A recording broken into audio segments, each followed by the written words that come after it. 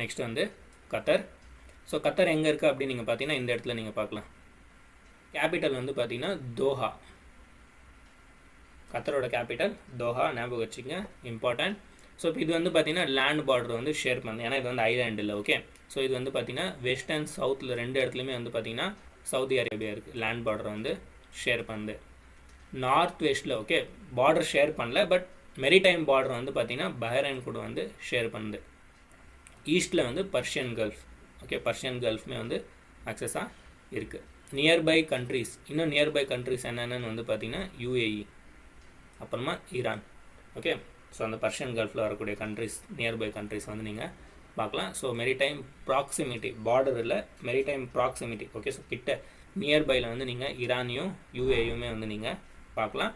Saudi Arabia வந்து பார்த்தீங்கன்னா land பார்டரை வந்து ஷேர் பண்ணுது. Okay, so only land border Saudi Arabia, ஞாபகம் வச்சுக்கோங்க.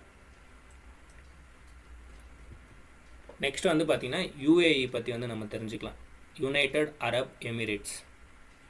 இது வந்து பார்த்திங்கன்னா ஒரு நிறைய சின்ன சின்ன எமிரேட்ஸ்ன்னு சொல்லுவாங்க. ஓகே, ஸோ ஐலாண்ட் மாதிரி இது சின்ன சின்னதாக.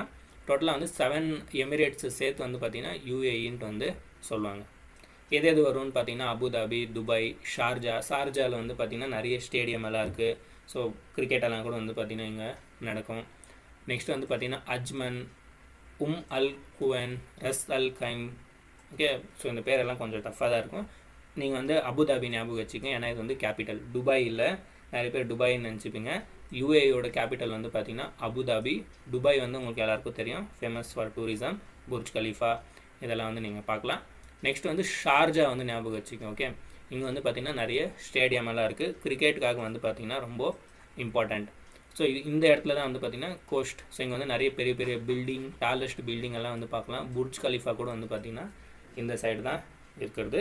ஸோ நீங்கள் யாருன்னா யூபிஎஸ்சிக்கு ப்ரிப்பேர் ஆகிட்டு இருக்கீங்க, இல்லை டிஎன்பிஎஸ்சிக்கு வந்து ப்ரிப்பேர் ஆகிட்டு இருக்கீங்கன்னா உங்களுக்கு வந்து மேப்பிங் வந்து பார்த்திங்கன்னா ரொம்ப ரொம்ப இம்பார்ட்டன்ட். ஸோ நம்ம சேனலில் வந்து பார்த்திங்கன்னா மேப்பிங் கோர்ஸ் வந்து நான் லான்ச் பண்ணியிருக்கேன். ஸோ நீங்கள் 2025, 2026, 2027க்கு வந்து நீங்கள் ப்ரிப்பேர் ஆகிட்டு இருக்கீங்கன்னா இந்த மேப்பிங் கோர்ஸ் வந்து நீங்கள் கன்ஃபார்மாக அட்டென்ட் பண்ணணும்.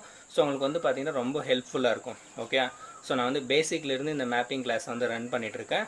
நீங்கள் வந்து எப்படி ஜாயின் ஆகலாம் அப்படின்னு நீங்கள் கேட்டிங்கன்னா நம்ம சேனல் சப்ஸ்கிரைப் பட்டன் பக்கத்தில் வந்து ஜாயின் ஆப்ஷன் இருக்குது.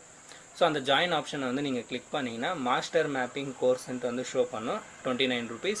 அதை கிளிக் பண்ணி நீங்கள் ஜாயின் ஆகலாம். ஸோ உங்களுக்கு வந்து 15 to ஓகே, ஸோ ஒரு 20 கிளாஸ்க்குள்ளே வந்து பார்த்திங்கன்னா நான் அப்லோட் பண்ணுவேன். ஆல்ரெடி வந்து நான் 11 கிளாஸ் அப்லோட் பண்ணிகிட்ருக்கேன். ஓகேவா? ஸோ அதனால் நீங்கள் வந்து சீக்கிரம் ஜாயின் ஆகுங்க. 29 rupeesல வந்து பார்த்திங்கன்னா பேசிக்லேருந்து வந்து நான் உங்களுக்கு மேப்பிங் வந்து நான் சொல்லித்தரேன்.